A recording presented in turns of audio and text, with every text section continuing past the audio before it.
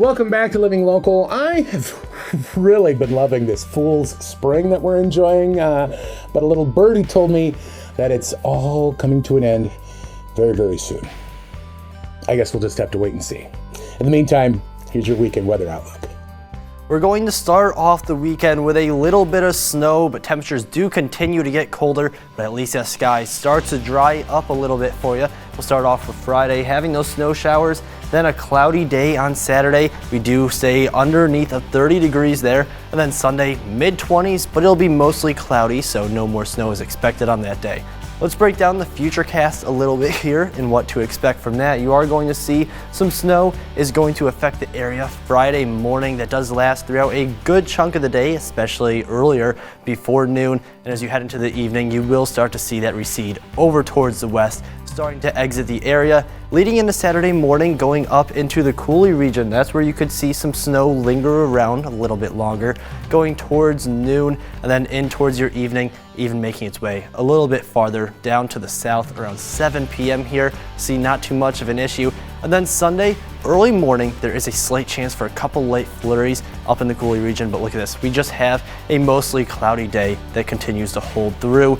Friday, you're going to see it right around that freezing point at 32 degrees, leading into Saturday, where it's going to be closer to 30. It'll even drop into those upper 20s. And then Sunday, going to be another cold day where you're seeing your temperatures are down closer towards those mid-20s. So that is going to be the end of our first fall spring. Back to you guys. Welcome back to the Board Store Home Improvements feature of the week. I'm joined by Denise Christie Moss, a member of the La Crosse County Historical Society's Enduring Families Project. Explain what that is first off. The Enduring Families Project is a historical project. We bring to life the stories of 19th century African Americans who lived in La Crosse. Yes, how many years has this been? You've been doing it for a while now. We started in 2018 with a bus tour through downtown La Crosse, where people on the bus got to visit locations where African American families lived and worked. And on those routes, we had reenactors come on board and tell their stories. The thing about the Enduring Families Project historically is that it's making the people come to life. Mm-hmm. I mean, some people have known about George Pogue. They've known about Nathan Smith. They've known about George Edwin Taylor, the first African American to run for president. But bringing the people to life is important. And that's what makes our history special. I'm glad you mentioned those two names. Now, Nathan Smith actually is tied to Mr. Taylor, correct? He was his foster father. Yeah. So Nathan Smith was politically active in West Salem, and he was very well liked in the community for the times. And I guess that sort of rubbed off on George Edwin Taylor. He became very politically active. Are there any stories, families, moments that you think need more highlighting? Lillian Davenport was also a student at Central High School. George Poe graduated in 1899. She graduated a few years later in 1913. Eventually, they moved into the same building in Chicago when their careers were coming to an end. His as a teacher, hers as a vaudeville singer. But they had their roots in La Crosse. And Bruce Mauser, the historian that put all this together, it was really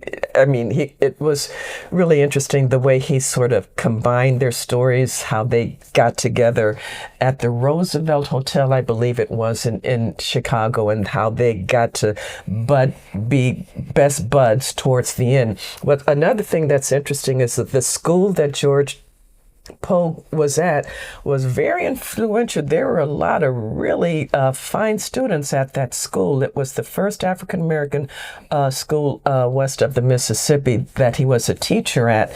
In addition to Bruce Mauser's research, we were fortunate to have a fine historian, Rebecca Mormon Krieger, who found out this information about not only Poe, not only Taylor, but about some of the other residents that lived in La Crosse. The bus trip that we went on back in 2018 introduced the community to several barbers that lived in the area. Barbering was a very, very popular occupation at the time. There was also a boarding house. And what was interesting about the black barbers is that they could not barber black men's hair because the white patrons would not do business there. They would have the black customers come into their homes and do their hair. And they also had extra rooms for people that visited because hotels were not all that giving to black visitors. So there were boarding houses and extra rooms in barbers' homes where people could stay who were passing through. And the black barbers also taught their apprentices how to read and write so that they could develop their own businesses. John Burney is another one of the barbers that lived here. He was instrumental in helping to organize the La Crosse County Historical Society. He was, it wasn't called that at the time, Sure. but he was one of the early people that developed that. And he came here with his family in the mid 1850-ish. There was a death in the family in the 1870s, and eventually they moved away.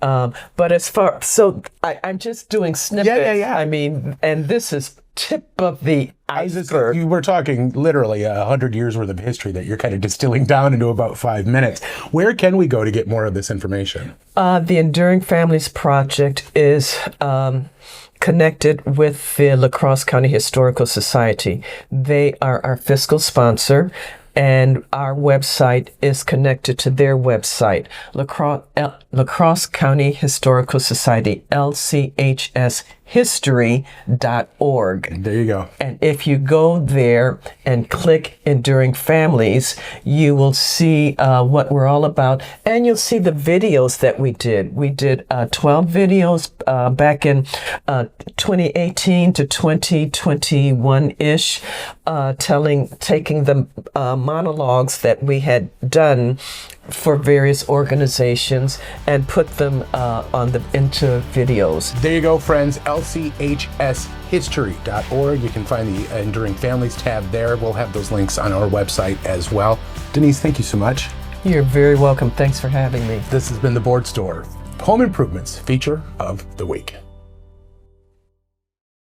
The Early Bird Home Show is happening now at the Board Store Home Improvements. Now through March 31st, enjoy the lowest prices of the season on home upgrades. Plus, enter the $2,026 gift certificate giveaway in the showroom.